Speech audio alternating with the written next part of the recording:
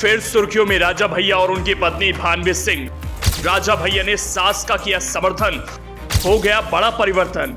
राजा भैया की सास ने सीएम योगी से लिया था वादा, सीएम योगी ने वादा निभा कर दिखाया। जहां राजा भैया और भानवी सिंह की हुई थी शादी, अब वहां से हो सकेगा श्री राम का गुणगान।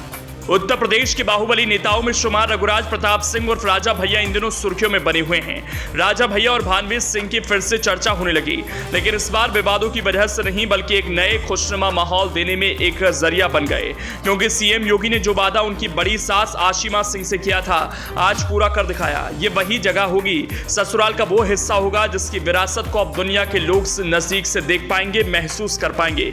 सीएम योगी के इस कदम से राजा भैया के ससुराल में जश्न है। राजा भैया के ससुराल बस्ती में राजभवन को विरासत के तौर पर स्थापित करने के लिए शासन प्रशासन ने तैयारी शुरू कर दी है। एसडीएम की अगुवाई में राजस्व कर्मियों और नगर पालिका की टीम ने राजभवन परिसर का दौरा कर एक रिपोर्ट तैयार की। दरअसल राजमाता आशिमा सिंह ने भवन को हेरिटेज के तौर पर विकसित करने का प्रस्ताव सीएम योगी के समक्ष रखा था। इस पर सीएम योगी ने डीएम बस्ती से मौके की पैमाइश करने, अतिक्रमण हटाने सहित अन्य बिंदुओं पर कार्य करते हुए प्रस्ताव मांगा था, जिस पर रिपोर्ट तैयार है। राजा भैया की बड़ी सास राजमाता आशिमा सिंह की आंखों में खुशी है, जज्बात के शब्द निकल रहे हैं। राजा माता आशिमा सिंह कह रही हैं, ये राजमहल लगभग 200 से 250 साल पुराना है।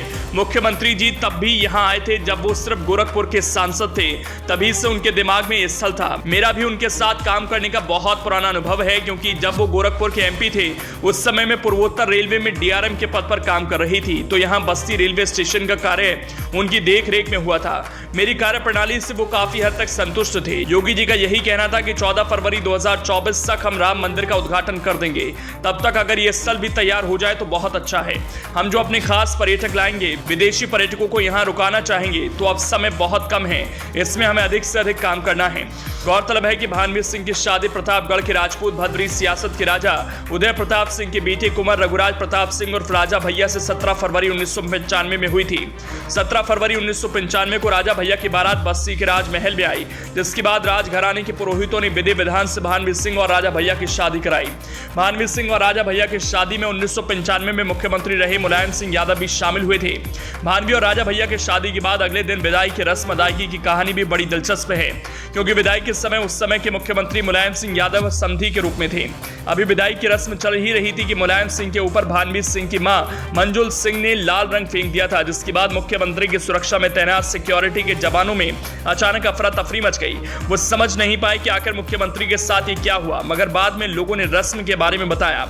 लाल रंग में सराबोर मुलायम सिंह यादव ने रस्म को सहर्ष स्वीकार किया और हुए वाक्य को हंसकर टाल दिया। शादी के बाद 1996 में भानवी सिंह ने 2 जुड़वा पुत्रियों को जन्म दिया, लेकिन अफसोस की बात यह रही कि इन दोनों जुड़वा बेटियों में से एक की मौत हो गई। इसके बाद साल 1997 में फिर भानवी ने एक बेटी को जन्म दिया। हालांकि बेटी की चाहत लिए पति पत्नी को कुछ साल इंतजार और करना पड़ा। साल 2023 में भानवी सिंह ने 2 जुड़वा बेटियों को जन्म दिया। राजा भैया और भानवी सिंह के 2 बेटे शिवराज और ब्रजराज हैं, जबकि बेटियों का नाम राघवी और ब्रजेश्वरी है।